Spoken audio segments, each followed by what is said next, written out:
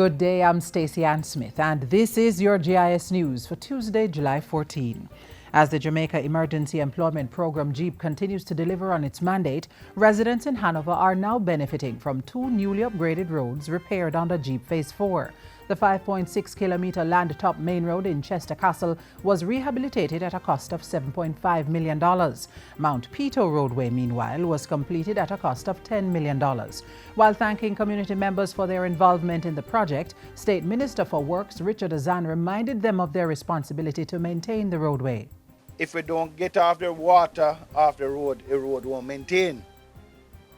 And we throw garbage into the drain and block the drain, and then you have bad road.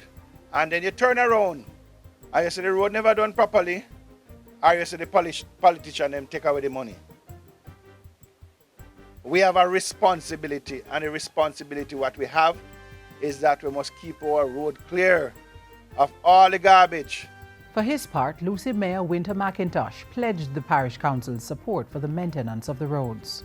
We'll be putting on from the Hanover Parish Council some lentmen to make sure that these roads are properly maintained, the curb and channel, all the water outlets, to make sure that we preserve this road. And the JEEP also made a stop in Old Harbour St. Catherine, making $18.6 million worth of improvements to the Lafayette Parish Council Road. It is your responsibility to take care of the roadway. We are going to call on the motorists. It's not a racetrack.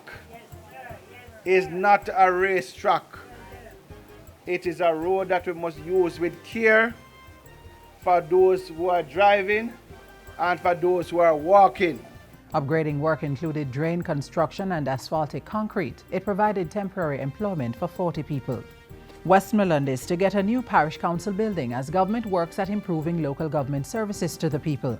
The $74.8 million contract was signed Monday and will be financed by the Equalization Fund. Work on the state-of-the-art municipal building will begin by the end of July and is expected to be completed in 10 months' time. It's being built on land adjacent to the police station. The government is looking at speeding up the process of delivering service to the people. It's indeed a pleasure for me to have this signing of this contract at this time and to tell the people of Westmoreland that we have seen the need to pay attention to your parish. The Parish Council currently shares a building with the Savlamar Resident Magistrates Court. The Ministry of Agriculture is making good on its promise to help farmers in drought-affected areas by providing 300 tanks at a cost of $5 million. Portfolio Minister Derek Kelly recently handed over 30 tanks to farmers in St. Elizabeth. This is the first phase of the program. So I can tell you that there is more to come, providing the finances are made available. Minister Kelly also pledged government's continued support beyond immediate relief to help to make them climate change resilient in the long run.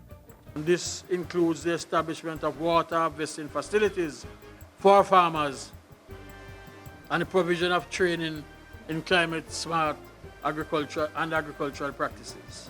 In health news, $15 million has been approved by the Global Fund to help finance the National HIV/STI program for the next 3 years. The program has also secured an additional $5 million in investment from the U.S. President's Emergency Plan for AIDS Relief for the current financial year. Addressing a press briefing on Monday, Health Minister Dr. Fenton Ferguson said the funding supports the national effort to fight the prevalence of HIV and AIDS among Jamaicans.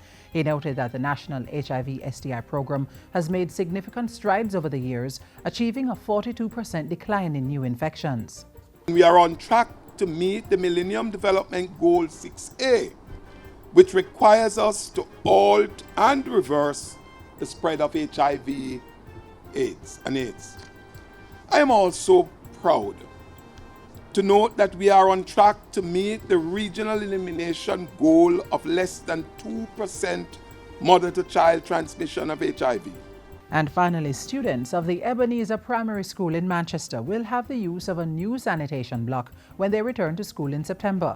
The new facilities replace old pit latrines. At a commissioning ceremony recently, Water Minister Robert Pickersgill expressed government's commitment to providing basic sanitation and safe drinking water in schools, which he asserted was critical to the health and well-being of our students. The availability of water and sanitary facilities will go a long way towards ensuring that our children stay in school. This administration is therefore working hard to ensure that the proper infrastructure is in place for the provision of safe, adequate water supplies and basic sanitation, especially in our educational institutions. The sanitation block also has a rainwater harvesting component. The project was undertaken by the Water Division of the Ministry of Water, Land Environment and Climate Change. And that's it for JIS News Today. I'm Stacey Ann Smith. Thank you for watching.